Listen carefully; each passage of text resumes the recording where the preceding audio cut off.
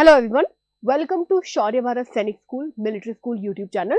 सभी बच्चों का बहुत बहुत स्वागत है। सो डियर स्टूडेंट, हमारे एग्जाम बहुत ही ज्यादा पास आ गए हैं और ऐसे में हमें जरूरत है कुछ ऐसे इंपॉर्टेंट क्वेश्चंस की जिनको कर एग्जाम को क्रैक करने का हमारा कॉन्फिडेंस बूस्ट अप हो। तो इस सेशन के अंदर हम कुछ ऐसे ही क्वेश्चंस और उनके आसपास के कॉन्सेप्ट को सीखेंगे। तो चलिए क्लास को स्टार्ट करते हैं और देखते हैं सबसे पहले क्वेश्चन नंबर 1। तो question number 1 is which is the largest river in the world? Nile, Amazon, Thames और गंगा। तो यहां पर बहुत जल्दी से एक आंसर हमारे पास में आ जाएगा और वो है नाइल। लेकिन बच्चों ये गलत आंसर है क्योंकि मैंने आपसे लॉन्गेस्ट नहीं लार्जेस्ट रिवर की बात करी है। तो इन दोनों के अंदर बेसिक डिफरेंस क्या है? तो पहले इस क्वेश्चन का करेक्ट आंसर देखते हैं और करेक्ट आंसर है अमेज़न, जो है साउथ अमेरिका में। So what is difference between longest river and largest river? So longest जब भी हम बात करते हैं तो हम उसकी टोटल लेंथ या लंबाई की बात करते हैं, लेकिन जब भी हम लार्जेस्ट की बात करते हैं तो ये चीज निकाली जाती है ड्रेनेज बेसिन कैपेसिटी। अब आप पूछोगे कि मैम ये ड्रेनेज बेसिन कैपेसिटी क्या होता है, तो इसको कुछ इस तरह से समझते हैं। सो प्यारे बच्चों, हम लोगों को पता है कि जब भी हम किसी रिवर की बात करते हैं सो रिवर का हमेशा और हमेशा एक सोर्स होता है।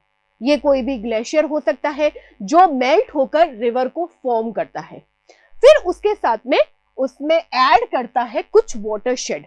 वाटरशेड हर एक वो एरिया होता है जहां पर रेनफॉल होता है और वहां से पानी स्लोप के जरिए बहकर हमारी रिवर को रिचार्ज करता है। देन हर रिवर की कोई ना कोई ट्रिब्यूटरीज होती हैं। ये ट्रिब्यूटरीज वो छोटे छोटे वाटर चैनल्स होते हैं जो मिलकर कन्वर्ज होकर हमारी रिवर को फॉर्म करते हैं। और कन्फ्लुएंस जो है ये वो पॉइंट होता है जहां पर इन सारे अलग अलग सोर्सेस का पानी एक साथ में इकट्ठा होता है और फिर बनती है हमारी रिवर, और इस रिवर का होता है एक माउथ। एक्चुअली में इसी माउथ की हम लोग जब कैपेसिटी की बात करते हैं तो उसे हम लोग ड्रेनेज बेसिन कहते हैं।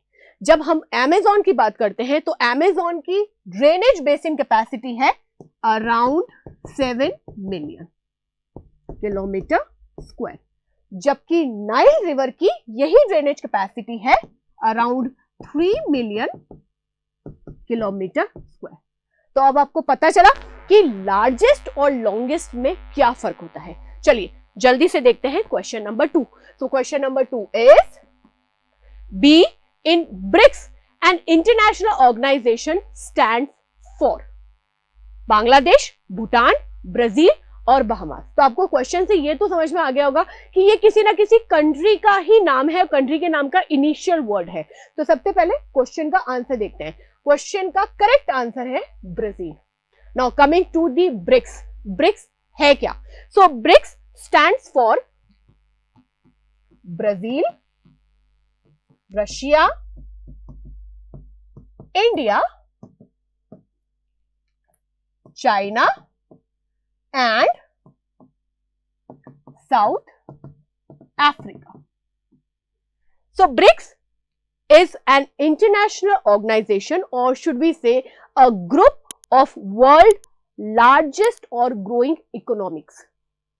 ऐसा माना जाता है कि 2050 के अंदर ये जो ब्रिक्स है यही ग्लोबल इकोनॉमी को सबसे ज्यादा डोमिनेट करेगा। इस ग्रुप का फॉर्मेशन हुआ था 2001 के अंदर, लेकिन तब ये सिर्फ और सिर्फ ब्रिक ही था। इसके अंदर साउथ अफ्रीका जो है वो 2010 के अंदर ऐड हुआ है, मेकिंग इट ब्रिक्स। इजी। चलिए क्वेश्चन नंबर 3 देखते हैं। So question number 3 is for which event did Neeraj Chopra win a gold medal at the Tokyo 2020 Olympics? Wrestling, badminton, weight lifting और javelin throw.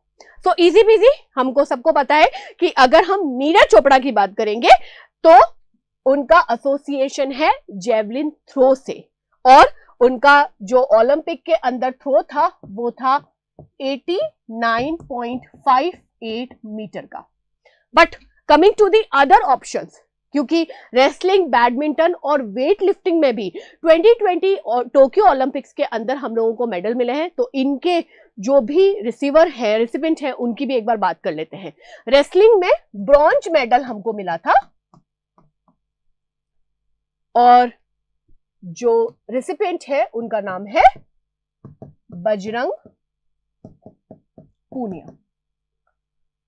Badminton bronze PV Sindhu, and weightlifting silver Mirabai Chanu. So ये तो कुछ ही हमारे पास में जो भी गेम्स है, sports है, उनकी बात हुई है, लेकिन टोक्यो ओलंपिक्स में जो भी हमारा अचीवमेंट है उससे क्वेश्चन जरूर पूछा जाएगा, क्योंकि जो लास्ट ओलंपिक होता है उससे सर्टेनली क्वेश्चन मिलिट्री स्कूल और सैनिक स्कूल दोनों में पूछे जाते हैं, तो इसको बहुत अच्छी तरह से तैयार कीजिएगा। Coming to question number 4, who was the first recipient of Janpith और ज्ञानपीठ अवार्ड? ये क्वेश्चन मिलिट्री स्कूल के एग्जाम में 2 बार पूछा जा चुका है, दैट मीन्स इसकी दोबारा पूछे जाने की प्रोबेबिलिटी और भी ज्यादा है। सो ऑप्शंस आर सुमित्रा नंदन पंत, जी शंकरा कुरूप, अमिताभ घोष और फिराक गोरखपुरी। तो सबसे पहले इसका करेक्ट आंसर देखते हैं, और करेक्ट आंसर है बी, जी शंकरा कुरूप, जिनको मलयालम लिटरेचर के लिए सबसे पहले 1965 के अंदर फर्स्ट जनपीठ और ज्ञानपीठ अवार्ड मिला था, और इनका जो क्रिएशन था उसका नाम था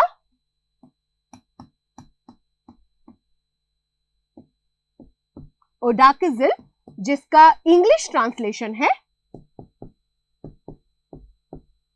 दी बैम्बू फ्लूइड। सो क्योंकि हमेशा फर्स्ट रिसिपिएंट और जो लेटेस्ट मोस्ट अवार्डी होता है वो बहुत ज्यादा इंपॉर्टेंट होता है, इन्हीं से क्वेश्चन बनने की ज्यादा प्रोबेबिलिटी होती है। लेकिन इसके अलावा बाकी जो तीनों हमारे ऑप्शंस हैं वो भी कम इंपॉर्टेंट नहीं है। चलिए देखते हैं कैसे। सुमित्रा नंदन पंत की अगर हम बात करें, so he was the first recipient in Hindi literature of Janpith award. Coming to Amitav Ghosh, वो पहले ऐसे रेसिपिएंट है, अवार्डी है, जिनको इंग्लिश लिटरेचर के लिए ज्ञानपीठ पुरस्कार मिला है। And what about Firaq Gorakhpuri, तो उन्हें उर्दू के लिए सबसे पहले जनपीठ या ज्ञानपीठ अवार्ड जो है उसको प्रेजेंट किया गया था। चलिए क्वेश्चन नंबर 5 की तरफ बढ़ते हैं। Where does the food come from when the seed has not grown its leaf? From other trees, from air, seed uses its store food or from soil. तो हम जानते हैं कि जब भी हम एक प्लांट बॉडी की बात करते हैं तो उसके अंदर जो फूड मेकिंग प्रोसेस होता है वो तो लीव्स के अंदर होता है, but what about a seed? जब तक वो ग्रो नहीं करेगा तब तक ये खाना कहां से आता है? तो ये खाना आता है बेटा सीड के ही अंदर प्रेजेंट उसके स्टोर्ड फूड से, जो कि उसके पेरेंट जो प्लांट है या ट्री है उसने उसके लिए स्टोर किया हुआ होता है। तो इसको हम लोग कैसे समझेंगे? एक डायग्राम से। सो ये हमारा एक टिपिकल सीड है, इसके अंदर जो सबसे इंपॉर्टेंट पार्ट है वो है उसका एम्ब्रियो। एम्ब्रियो को हम और इजी भाषा में हम ऐसे बोल सकते हैं, इट्स अ बेबी प्लांट। जब ये सीड जर्मिनेट होगा तब ये ही बेबी प्लांट जो है वो प्लांट और उसके बाद में ट्री बनाएगा।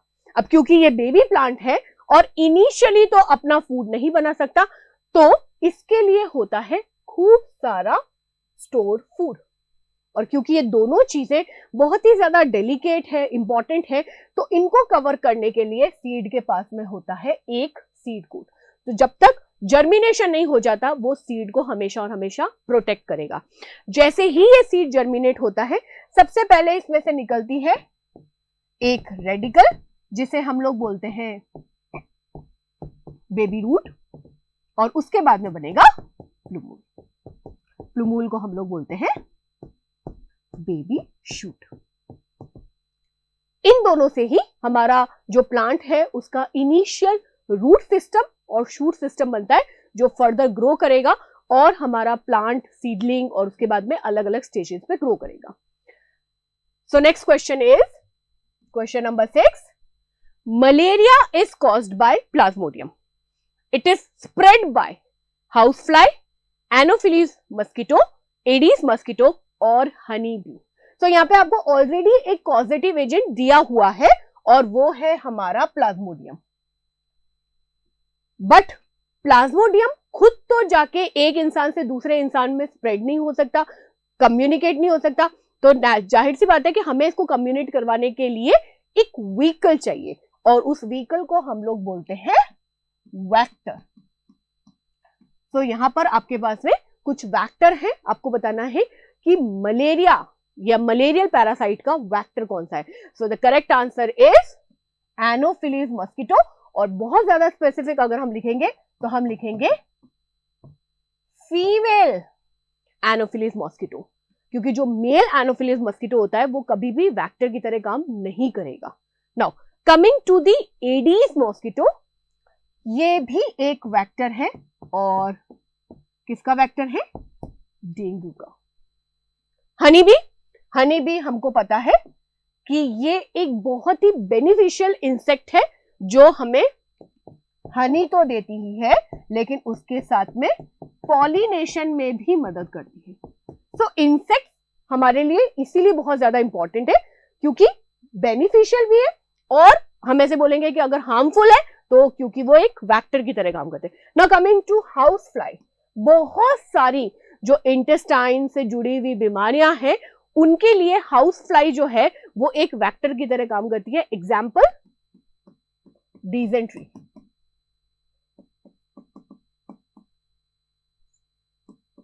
डायरिया और सबसे खतरनाक हैजा या फिर कोलेरा. ओके, चलिए नेक्स्ट क्वेश्चन देखते हैं. Question number 7. So the DASH system is based on the principle of harvesting rainwater on farmland and subsequent use of this water saturated land for crop production. खडीन, बावड़ी, टंका और all of this.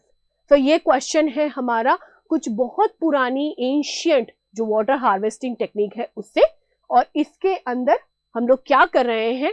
Simple, एक farm land के अंदर जितना भी पानी इकट्ठा हुआ है उसको रोक रहे हैं, ब्लॉक कर रहे हैं और फिर इसी पानी को हम लोग एग्रीकल्चर पर्पस से यूज कर रहे हैं. तो करेक्ट आंसर जो है इसका वो है खदीन या फिर खडिन, क्योंकि बावड़ी और अगर टंका की बात करूं तो इन दोनों के अंदर जो भी वाटर हार्वेस्ट किया जाता है उसका यूज ड्रिंकिंग पर्पस के लिए किया जाता है. तो चलिए देखते हैं एक बार खदीन या खडीन जो है उसको कैसे क्रिएट किया जाता है. So this is a picture of typical khadin. तो इसमें हम लोगों ने कहीं पर भी पानी को स्टोर नहीं किया, रादर हमने पानी को ब्लॉक किया है. तो खदीन का कॉन्सेप्ट ये होता है कि आसपास का जितना भी कैचमेंट एरिया होता है ये वो एरिया होता है जहां पर बरसात का पानी बहकर आता है, उसके बिल्कुल किनारे किनारे सब जगह से ब्लॉक कर दिए जाते हैं. और अब ये जो पूरा का पूरा वाटर यहाँ पर इकट्ठा हो गया है, इस पानी का इस्तेमाल किया जाता है खेती करने के लिए, क्योंकि ये ड्रिंकिंग पर्पस से बिल्कुल बेकार है. सो जब हम वाटर हार्वेस्टिंग सिस्टम की बात करते हैं तो मेजर सिस्टम ऐसे ही हैं जिनका इस्तेमाल पीने के पानी को बचाकर या उसके लिए इस्तेमाल किया जाता है. लेकिन वर्ल्ड के अंदर कुछ सिस्टम्स ऐसे हैं जैसे कि खदीन, और अगर हम बिहार की बात करें तो अहर पाइनेस हमने पढ़ा है, वो भी एग्रीकल्चर पर्पस के लिए वाटर को सिक्योर और हार्वेस्ट करता है. Now coming to question number 8. So Raja Harishchandra, an early Indian film, was produced by Dada Saheb Phalke, Ashok Kumar, अदेशीर ईरानी और गुरुदत्त. तो इस पिक्चर के अंदर सबसे खास बात यह है कि ये इंडियन सिनेमा की फर्स्ट मूवी या फिर फिल्म है और ये फिल्म बनी थी 1913 के अंदर. क्योंकि ये फर्स्ट फिल्म है, इसके बाद फिल्म या इंडियन सिनेमा के अंदर प्रोग्रेशन होना शुरू हुआ था. ये जो मूवी थी इसके अंदर कोई भी आवाज नहीं थी, सिर्फ और सिर्फ कैरेक्टर्स थे जो कि इनैक्ट करे थे. और इस फिल्म को बनाया था दादा साहेब फाल्के ने, और इसीलिए दादा साहेब फाल्के को कहा जाता है father of Indian cinema.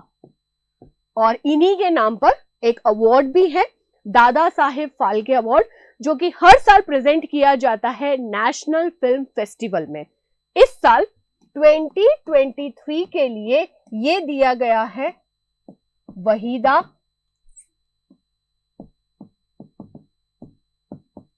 Rahman, क्योंकि ये रीसेंट मोस्ट अवार्डी है दादा साहेब फाल्के अवार्ड के लिए, इनके ऊपर क्वेश्चन पूछे जाने की सबसे ज्यादा प्रोबेबिलिटी है। चलिए नेक्स्ट क्वेश्चन देखते हैं। तो question number 9 is aestivation is summer sleep, winter sleep, escaping predation और searching food. So dear student, जब भी हम एनिमल किंगडम की बात करते हैं तो एनिमल्स के अंदर कुछ ना कुछ ऐसे प्रोसीजर्स होते हैं जिनसे वो नेचर के अंदर सरवाइव कर पाते हैं। उसी में से दो बहुत इंपॉर्टेंट फिनोमेना है, एक है एस्टिवेशन, तो एस्टिवेशन इज समर स्लीप, और इसी से मिलता जुलता एक फिनोमेना है जिसे हम कहते हैं विंटर स्लीप, इसे हाइबरनेशन कहा जाता है। तो इन दोनों के अंदर बेसिक डिफरेंस क्या है? पहली बात तो यह समझनी होगी कि समर स्लीप या विंटर स्लीप का मतलब ये नहीं है कि 6 महीने के लिए, या हम ऐसे बोल सकते हैं पूरा विंटर कोई भी एनिमल सिर्फ सोता ही रहेगा। यहां पर स्लीप का मतलब सोना नहीं है, बल्कि क्या है, रिड्यूस्ड एक्टिविटी। जो भी एक्टिविटीज होती है, उनकी डेली एक्टिविटीज होती है, वो बहुत ही ज्यादा रिड्यूस हो जाती है, और वो ज्यादातर टाइम जो है वो सिर्फ और सिर्फ रेस्ट या फिर आराम करते हैं। इसीलिए इनका नाम समर स्लीप या विंटर स्लीप दिया गया है। तो अब ये समझते हैं कि एक्चुअली ये स्लीप जो है इसके पीछे का कारण या रीजन क्या है। सो ये देखिए, ये एस्टिवेशन है। एस्टिवेशन जो है वो किस किस में पाया जाता है, जैसे कि टॉर्टॉइस, स्नेल, स्लग्स, इन सब एनिमल्स के अंदर ये समर स्लीप का फिनोमेना होता है। ऐसा क्यों होता है? क्योंकि ये जितने भी एनिमल्स होते हैं ये सारे के सारे हैं कोल्ड ब्लडेड। दैट मीन्स इनकी बॉडी में कभी भी कोई एक कांस्टेंट टेम्परेचर नहीं होता है, इनका बॉडी टेम्परेचर वेरी करता रहता है अकॉर्डिंग टू देयर एनवायरमेंट। अब ऐसे में गर्मियों से होने वाले नुकसान से बचने के लिए ये अपनी बेसिक जो एक्टिविटीज होती है, मेटाबॉलिज्म जो होता है, उसको बहुत ही स्लो रेट में कन्वर्ट कर देते हैं, और इसी को हम लोग बोलते हैं कि ये समर स्लीप या फिर एस्टिवेशन है। इसका ठीक ऑपोजिट होता है हाइबरनेशन, लेकिन हाइबरनेशन हमेशा उन एनिमल्स के अंदर होता है जो कि खुद वार्म ब्लडेड है। अब वार्म ब्लडेड है तो मैम फिर इनको स्लीप में जाने की जरूरत क्या है, आराम से रह सकते हैं। बट इसके पीछे की स्टोरी ये है, रीजन ये है कि जो भी वार्म ब्लडेड एनिमल होते हैं जैसे कि हम, तो उनकी बॉडी में मैक्सिमम एनर्जी एक कांस्टेंट टेम्परेचर को मेंटेन करने में चली जाती है, और इससे बचने के लिए, अपनी एनर्जी को कंजर्व करने के लिए जो बेयर होता है वो क्या करता है कि वो हाइबरनेशन में चला जाता है, तो अपनी एक्टिविटी को रिड्यूस कर देगा, अपनी सारी एनर्जी सिर्फ और सिर्फ उस कांस्टेंट टेम्परेचर को मेंटेन करने में लगा देगा। So that's the concept behind hibernation and the estivation. So next question is question number 10. Now, highest speaking language in India after Hindi is Bengali, Marathi, Tamil और none. So highest speaking language मैंने already आपको बता the question के अंदर, वो हिंदी है। तो उसके बाद सबसे ज्यादा किस लैंग्वेज का इस्तेमाल किया जाता है? Correct answer is Bengali. Now इसी क्वेश्चन को अगर हम थोड़ा सा ट्विस्ट करके देखें तो जो सबसे ओल्डेस्ट लैंग्वेज है वो है तमिल। आई नो आप ये सोचोगे मैम क्या ओल्डेस्ट लैंग्वेज संस्कृत नहीं है? है, लेकिन संस्कृत से भी ज्यादा पुरानी लैंग्वेज जो है वो है हमारी Tamil. Okay, coming to the question number 11. Now the Attari border is situated between which two countries? India, Pakistan, India and Nepal, India and Bangladesh, और नेपाल और चाइना। सो अटारी बॉर्डर, जिसको हम एक्चुअली एक फेमस नाम से जानते हैं, वाघा बॉर्डर, ये बॉर्डर सिचुएटेड है बिटवीन इंडिया एंड पाकिस्तान की। और यहां पर सबसे फेमस है यहाँ की रिट्रीट सेरेमनी, जिसको देखने के लिए बहुत सारे लोग जो हैं वो हर रोज वाघा बॉर्डर जाते हैं। तो क्या वाघा बॉर्डर और अटारी बॉर्डर दोनों की दोनों सेम चीज है? बिल्कुल सेम है। एक्चुअली में ये बॉर्डर जो है वो है वाघा और ये है पाकिस्तान के अंदर, अटारी जो है वो इंडिया के अंदर है, और ये दोनों के दोनों फॉर्मर अमृतसर जो है उस डिस्ट्रिक्ट के अंदर है। लेकिन अटारी कुछ समय पहले खत्म हो जाता है, उसके बाद में बॉर्डर आता है, तो टेक्निकली ये जो बॉर्डर सिचुएटेड है ये वाघा के अंदर है, इसीलिए इसे पॉपुलरली वाघा बॉर्डर के नाम से जाना जाता है। So dear student, let's see question number 12। Who was the first Indian to reach the South Pole of Antarctica? Doctor Giriraj Sirohi, doctor Mohan Kumar, Mahil Moosa और राकेश शर्मा।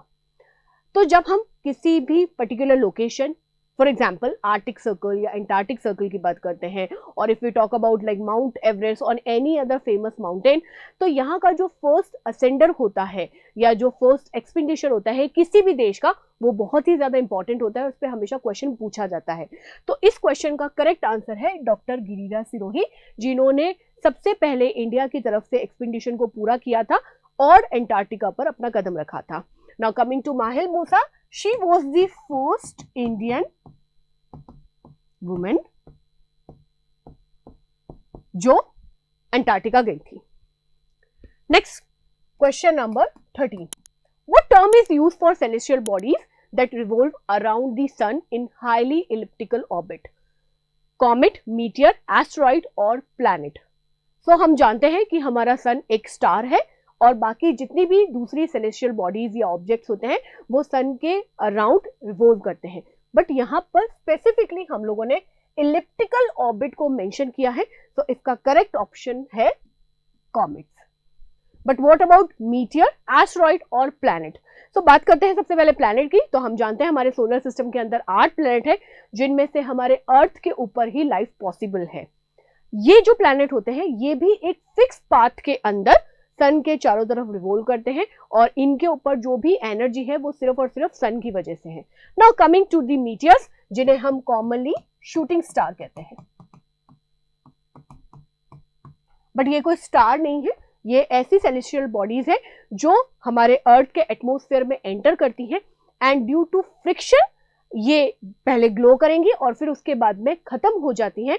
तो हमें इनको देख के ऐसा लगता है कि बस कुछ एंटर किया है हमारी अर्थ के एटमॉस्फेयर के अंदर, थोड़ी देर चमका और फिर गायब, तो इसलिए हम इन्हें शूटिंग स्टार कहते हैं। एस्टेरॉइड की बात करते हैं, so they are more like rock like substances basically. तो मार्स और जुपिटर का जो ऑर्बिट है उसके बीच में ये एस्टेरॉइड एक ऑर्बिट के अंदर रिवॉल्व करते हैं, जिसे एस्टेरॉइड बेल्ट कहा जाता है। बट कभी कभी ये किसी दूसरे प्लैनेट की ग्रेविटी से अट्रैक्ट होकर उसकी तरफ चले आते हैं और अगर ये उस प्लैनेट को हिट करेंगे तो काफी ज्यादा नुकसान हो सकता है। जैसे जब एक एस्टेरॉइड ने हमारी अर्थ को हिट किया था आज से करोड़ों साल पहले, तो इसकी वजह से जो डायनासोर्स थे वो बिल्कुल एक्सटिंक्ट हो गए। चलिए, सो कॉमेट को थोड़ा और अच्छी तरह से समझते हैं कि कॉमेट इन सबसे अलग कैसे है। कॉमेट जाने जाते हैं अपनी टेल की वजह से, और ये जो टेल है ये जैसे जैसे सन की तरफ आते हैं ये टेल हमेशा ग्रो करती है, और जब ये सन से दूर हो जाएंगे तब ये जो टेल है वो धीरे धीरे रिड्यूस हो जाएगी। ये सबसे ज्यादा खास तरीके से जाने जाते हैं अपने ऑर्बिट की वजह से। ऐसा ही एक बहुत ही खास कॉमेट है जिसे कहते हैं हेलीज कॉमेट। इस हेलीज कॉमेट से क्वेश्चन मिलिट्री स्कूल में पूछा जा चुका है। अब इस कॉमेट के अंदर खास बात क्या है, क्योंकि ये कॉमेट इतनी इजीली नजर नहीं आता है, ये अराउंड 76 टू 79 इयर्स में एक बार देखने को मिलेगा, और यही चीज इसे बहुत ही ज्यादा खास स्पेशल बनाती है। Now coming to the question number 14. The crematorium of Lal Bahadur Shastri is Chaitanya Bhumi, Vijay Ghat, Karma Bhumi और Rajghat.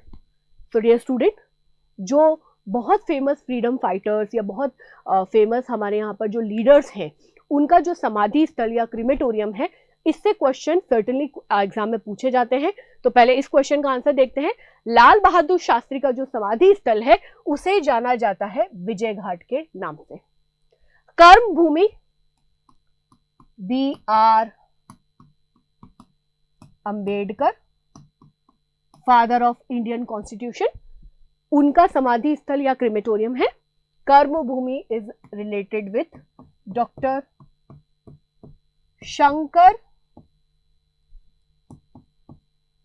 Dayal Sharma, former Prime Minister of India, and Rajghat is a crematorium of our father of nation, Mahatma Gandhi.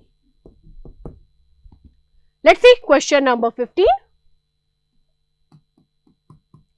What is the currency of Japan? Yen, dollar, euro or rupees? So correct option is yen. Dollar is currency of United States of America. Euro is currency of major European countries, not all, सारे European countries के अंदर euro नहीं चलते हैं. And rupees is associated with India. So let's see question number 16. Hirakund Dam project is situated on which river? Mahanadi, Sutlej, Tapti और कोसी. क्या खास बात है हमारे हीराकुंड डैम के अंदर? क्योंकि ये सिर्फ इंडिया का ही नहीं, वर्ल्ड का लॉन्गेस्ट डैम है विथ 25.79 किलोमीटर लेंथ. ये डैम सिचुएटेड है ओडिशा के हीराकुंड टाउन के अंदर और वहीं से इसका नाम हीराकुंड जो डैम है वो पड़ा है और ये सिचुएटेड है over Mahanadi. So let's see next question. Question number 17 is pitcher plant and Venus flytrap are called as insectivorous plants. They lack calcium, nitrogen, phosphorus और potassium. So हम लोगों ने पढ़ा है कि जितने भी plants होते हैं they are autotrophic. That means they synthesize their own food. फिर ये जो हमारे कुछ स्पेशल प्लांट है ये इंसेक्टिवोरस क्यों है? क्यों इन्हें ऐसी जरूरत पड़ती है कि इन्हें इंसेक्ट्स को कंज्यूम करना पड़ता है? बिकॉज ये प्लांट जहां पर ग्रो करते हैं वहां पर कमी होती है नाइट्रोजन की, वहां की सॉइल के अंदर नाइट्रोजन कम होता है और इसी वजह से ये अपने नाइट्रोजन की जो कमी है उसको कॉम्प्लीमेंट करते हैं या उसको हम ऐसे बोलते हैं कि उसको सप्लीमेंट करते हैं हमारे इंसेक्ट्स को खाकर. अब यहां पर एक इंटरेस्टिंग पॉइंट ये भी है कि जो हम पिचर प्लांट या वीनस फ्लाई ट्रैप की बात करते हैं तो इन्हें पता कैसे चलता है? हाउ डू ये सेंस कि इंसेक्ट जो है वो आ गया है? तो इसके लिए इनके पास वो होते हैं स्पेशल मैकेनो रिसेप्टर. सो इन रिसेप्टर की वजह से ये इंसेक्ट की प्रेजेंस को सेंस कर सकते हैं और फिर उसे ट्रैप करके रिएक्ट करते हैं. So question number 18 is National People's Council is the name of which country parliament? Iraq, Afghanistan, China or none of these? So dear student, जो भी कंट्रीज हैं, कुछ बहुत मेजर कंट्रीज जो हैं, इनकी जो पार्लियामेंट है अगर उनको एक बहुत स्पेशल कोई नाम दिया गया है तो ये नाम भी एग्जाम में पूछा जाता है. For example national people council is the name of parliament of China. तो what about Iraq and Afghanistan? So Iraq की पार्लियामेंट का नाम है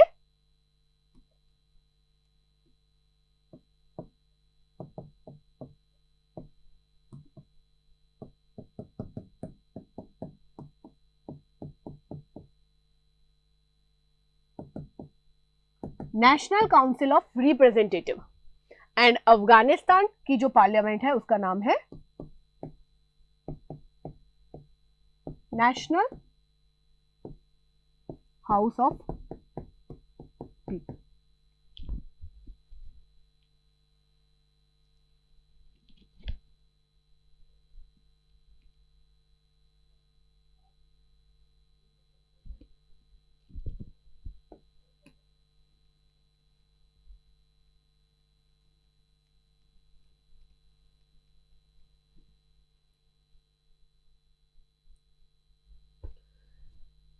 So let's see next question, question number 18. Question number 18. So let's see question number 18. National People's Council is the name of which country's parliament? Iraq, Afghanistan और China. So जो बहुत important countries है उनकी जो parliament है, अगर उनको किसी और नाम से जाना जाता है तो उनका नाम भी हमेशा एग्जाम में पूछा जाता है. For example, national people council is the name of China parliament. What about Iraq and Afghanistan?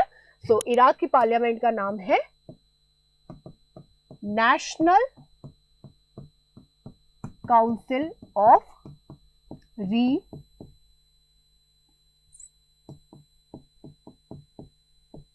Representative.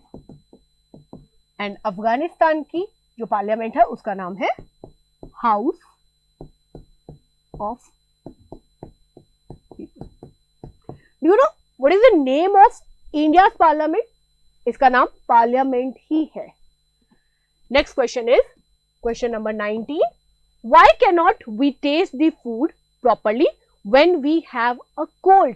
The food is not tasty. Our tongue feels ill when we have cold. As we cannot smell the food and 90% of the taste come from its smell. When we have cold, digestive system does not work.